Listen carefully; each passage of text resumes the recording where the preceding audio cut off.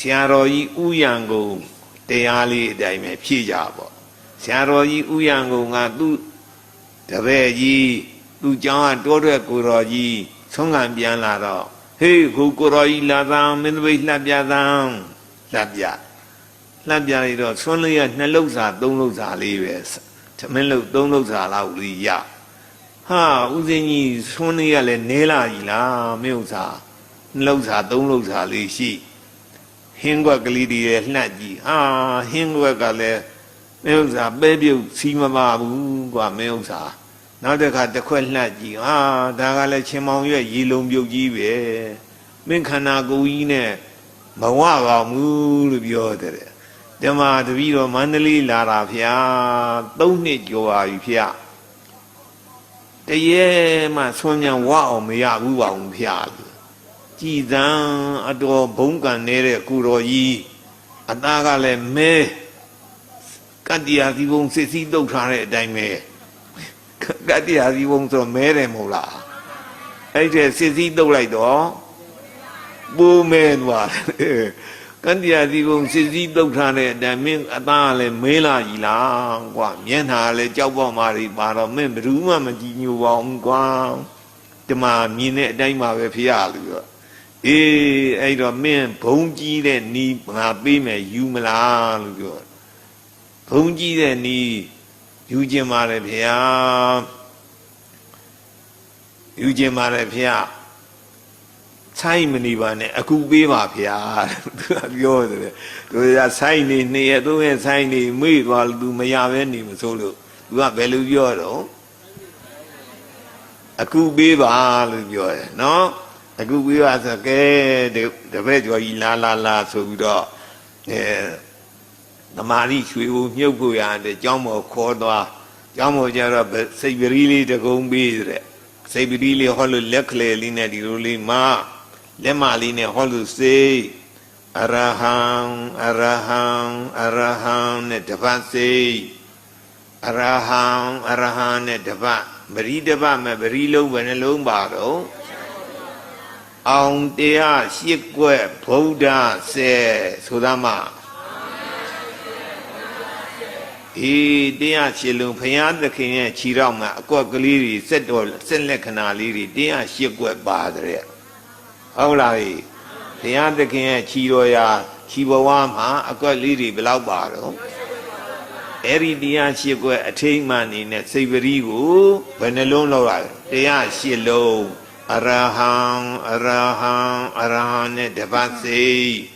နောက်သမ္မာသမ္ဗုဒ္ဓောပရိတလုံးချသမ္မာသမ္ဗုဒ္ဓောပရိတလုံးချနဲ့အဲ့လိုနဲ့သမ္မာသမ္ဗုဒ္ဓောနဲ့တပတ်စိတ်ဘယ်နှပတ်ရတော့နောက်ဘာစိတ်မယ်ဝိဇ္ဇာစရဏသမ္ပန္နောပရိတလုံးချဝိဇ္ဇာစရဏသမ္ပန္နောနဲ့တပတ်စိတ်ဘယ်နှပတ်ရတော့ပြီးတော့ဘာစိတ်မယ်သူကတော်နဲ့တပတ်စိတ်ဘယ်နှပတ်ရတော့4ပတ်ရသွားနော်ပြီးတော့ဗာစိတ်မလို့လောကဝိတုပရိတလုံးချလောကဝိတုပရိတလုံးချလောကဝိတုနဲ့တပတ်စိတ်ဘယ်နှပတ်ရတာ5ပတ်ရပြီးတော့ဗာစိတ်မယ်အနုတ္တရောနဲ့တပတ်စိတ်ရတယ်အနုတ္တရောပရိတလုံးချအနုတ္တရောပရိတလုံးချအနုတ္တရောနဲ့တပတ်စိတ်ပရိ6ပတ်ရသွားဟုတ်လားအနုတ္တရောစိတ်ပြီးရင်ဗာစိတ်မြင်ပုရိသဓမ္မသာရတိပုရိသဓမ္မဆိုတာဆုံးမတဲ့ပုဂ္ဂိုလ်ကိုသာရတိဆိုတာဆုံးမတတ်တယ်အင်္ဂုလိမာလာကြီးတို့လူတွေလိုက်တန်းပြီးတော့လက်ညှိုးဖြတ်နေတဲ့အလွန်ဆိုးတဲ့တခိုးဓမြကြီးတွေလူတောင်မှဖះရင်ကြီးအောင်ယဟနာဖြစ်အောင်ဆုံးမတတ်တယ်နော်ပုရိသဓမ္မသာရတိပရိတလုံးချပုရိသဓမ္မသာရတိနဲ့တပတ်စိတ်ဘယ်နှပတ်ရတော့9ပတ်ရသွားပြီးတော့တထာဒေဝမနုဿာနံနတ်လူတို့ရဲ့ဆရာသခင်ဖြစ်တော်မူသောဖရာတထာဒေဝမနုဿာနံတပတ်စိတ်ဘယ်နှပတ်တော့10ပတ်ရှိသွားပြီပြီးတော့ဗာစိတ်မယ် ဗုဒ္ဓောဗုဒ္ဓောဗုဒ္ဓောနဲ့တပတ်စိတ်ဘယ်နှပတ်တော့ပြီးတော့ဘဂဝါဟုတ်လားဘဂဝါဘုံတကူကြည်တော်မူသောမြတ်စွာဘုရားဘဂဝါဘဂဝါဘဂဝါနဲ့တပတ်စိတ်ဘယ်နှပတ်တော့10ပတ်ဘုရားကုံတော်10ပါးတပတ်တပတ်နဲ့စိတ်လိုက်တာ10ပါးအဲ့ဒါမင်းနေ့လေ12နာရီကို10ပတ်စိတ်ညအိယာဝန်10ပတ်စိတ်မနေ့အိယာထကို10ပတ်စိတ်တနေ့ကိုပရိပတ်30စိတ်မင်းဘုံကြည့်ပြီပြောတယ်ဟုတ်လားမနေ့အိယာထ10ပတ်နေ့လေ12နာရီညအိယာဝန်တနေ့ကိုပရိပတ်ဘယ်လောက်စိတ်ရမလဲ30စိတ်အဲ့ဒါတမာတိရွှေအိုးမြုပ်တာတဲ့ဘာရွှေအိုးမြုပ်တာတော့အဲ့ဒီတမာတိရွှေအိုးမြုပ်ပြီးဆိုရင်ဘုံကြည့်ပြီပေါ့ကွာဓမ္မတပည့်တော်ဒီနေ့လေကစပါမယ်ဖေဟာသူကဘုံကကြီးကျင်လာပေါ့ဘူးသိပ်ဆိုင်နေလို့မဖြစ်ဘူးနော်တို့တရားနာပရိသတ်တွေလည်းဒီကတရားဘုရားပြီးလို့ပြန်သွားရင်အိမ်ကြတော့တရားဟောဓမ္မကတိကလေးရှိတာကွာအိတ်ရှင်ပေါ့ထို့တော့တန်းပြီးတော့အိတ်မပြစ်လိုက်နဲ့နော်သတိပဲနှစ်ပါးစိတ်လိုက်ရအောင်နော်10ပါးစိတ်လိုက်ဗတိကမစိတ်တာကြတော့မှုတွေတက်နေတယ်ဒီလိုပွက်ပြစ်လိုက်ဟုတ်ဟုတ်လားဗတိကမစိတ်တာကြရင်မှုတက်တတ်တယ်နော်အေးဗတိမှုတက်မခံနဲ့စိတ်နေတိုင်းနတ်ပြင်ကမနဲ့အိယာထားတော့10ပတ်စိတ်နေ့လေ12နာရီထိုးတော့ကြတော့တနေ့ကိုပရိပတ်ဘယ်လောက်တော့30စိတ်ရမှာအဲ့ဒီဥစဉ်ကြီးကလည်းစိတ်တယ်နေ့လေ12နာရီဆိုတော့10ပတ်ညအေးရဝင်တော့10ပတ်နောက်တနေ့မနေ့အေးရထားတော့10ပတ်မန္တလေးကဆွန်းစောစောခံရတယ်6နာရီထိုးဆိုဆွန်းခံပြီအဲ့တော့ तू ကဟောင်းကန်သွားဖို့တပိတ်တော့သင်္ကန်းလေးယုံထွက်လာဆရာတော်ကြီးဥယျံကုံကဟေးဟိုဦးစင်းကြီးလာတော့မင်းသတိစိတ်ကလားစိတ်ပါဗျာမနေ့ကနေ့လေ10ပတ်ညအိယာဝန်10ပတ်ဒီနေ့မနေ့ခင်အိယာထားတော့10ပတ်စိတ်ခဲ့ပါပြီဗျာမနေ့ကငါပြောတာနဲ့ကြမ်းသွားလို့ကနည်းနည်းလေးကြံသေးတယ်ဓမ္မအမိန့်ရှိပါဗျာခုလိုဆွမ်းငံသွားပြီဆိုရင်မေတ္တာတုတ်ရွတ်သွားတယ်မေတ္တာတုတ်ရရဲ့လားရပါဗျာရရွတ်ပြသန်းရွတ်ပြတယ်ခုပရိသတ်တွေရောမေတ္တာတုတ်ရကြသလားဟာမခေပါမင်းလားသူပရိသတ်လဲနော်အေးမေတ္တာတုတ်မရွတ်ချင်ရင်ကျမ်းမာပါသည်ချမ်းသာပါသည်တွေ့တဲ့လူမှန်မမလူတွေ့ခွေးတွေ့ကြက်တွေ့ငှက်တွေ့ငှက်ကလေးတွေပဲတွေ့ဘယ်လိုပွားရမလို့ကျမ်းမာပါသည်ချမ်းသာပါသည်ဟုတ်လားဟိပြန်ပွားပြလိုက်သမ်းပါအောင်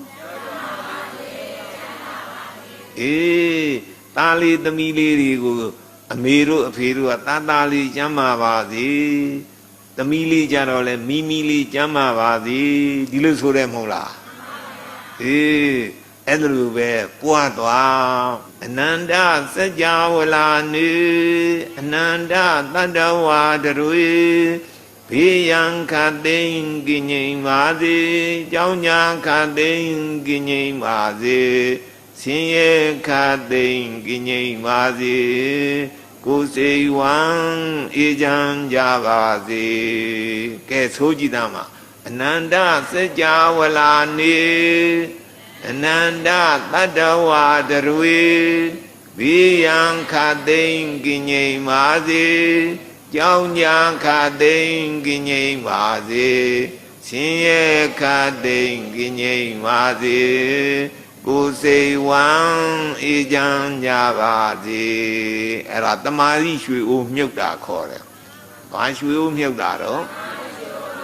အေးရွှေအိုးတမာရိရွှေအိုးမြုပ်ကိုရအတွက်ကမ္မထမ်း40ရှိကမ္မထမ်း40လုံးလုံးမနေနဲ့တော့ဒီနှစ်ခုဆိုရင်ဗုဒ္ဓနုတ္တိကမ္မထမ်းမေတ္တာကမ္မထမ်းဘုရားကုံတော်10ပါးပရိစိတ်တာကဗုဒ္ဓနုတ္တိကမ္မထမ်းဟုတ်လားဟိမေတ္တာပို့တာကမေတ္တာကမ္မထမ်းအဲ့ဒီကမ္မထမ်းနှစ်ခုပွားလိုက်ရင်တမာရိရွှေအိုးပြည့်ရောပေါ့တဲ့ဟုတ်လားဟိ အဲ့ဒီကုတော်ကြီးနောက်3-4လလောက်ရှိတော့ဆရာတော်ကြီးကငါတစ်ပတ်ကြီးဘယ်လိုများနေတော့ဟဲ့ဆိုသူဆွမ်းကပြန်လာမဲ့လမ်းကနေပြီးတော့တပြည့်စီလှဲစောင့်နေတယ်အဲ့ဒီကုတော်ကြီးဆွမ်းကပြန်လာတော့ဟေးဟိုကုတော်ကြီးလာသန်းအောင်မင်းတပိတ်လှပြသန်းလှပြတပိတ်တဝက်ကျော်နေပြီအရင်တော့သူဘယ်လောက်ပဲရတာတော့3လောက်စာလောက်ကလေးရတာအခုကျတော့တပိတ်တဝက်ကျော်နေမင်းတော်တော်ဟုတ်နေပါလားကျမဖျားတပည့်တော်ဆရာတော်ပြောတဲ့အတိုင်းဖျားကုံတော်တနေ့ပฏิပတ်30စိတ်မေတ္တာပွားလို့ခုဆွနေရပါပြီဖျားလို့ဒါနေသီးတာဘောကတပိတ်ကိုမောက်ချန်သွားမယ်နေသီးတဲ့စိတ်ဦးဓမ္မစိတ်မှာဖျားတပည့်တော်တစ်သက်လုံးစိတ်ပါတယ်မင်းတစ်သက်လုံးစိတ်ရင်တစ်သက်လုံးချမ်းသာပြီဘောဒီဘဝရင်ဘယ်ကမလဲတသန္တရာလုံးချမ်းသာပြီးတော့နိဗ္ဗာန်ရသည်အထိမင်းလွယ်လွယ်လေးရမယ်လို့အမိန့်ရှိတယ်နော်တို့တရားနာပရိသတ်တွေလည်းတစ်သက်လုံးစိတ်ရမှာနော်ပြင်းညသလားဒီကပြန်လို့ရှိရင်တတိတွေမှုတက်ရင်ပြန်မှုမတက်စီအောင်ဟဲ့ဆိုပြီးတော့ဒီလိုပွက်တာပြီးတော့စိတ်သဘောပေါက်လားဟေး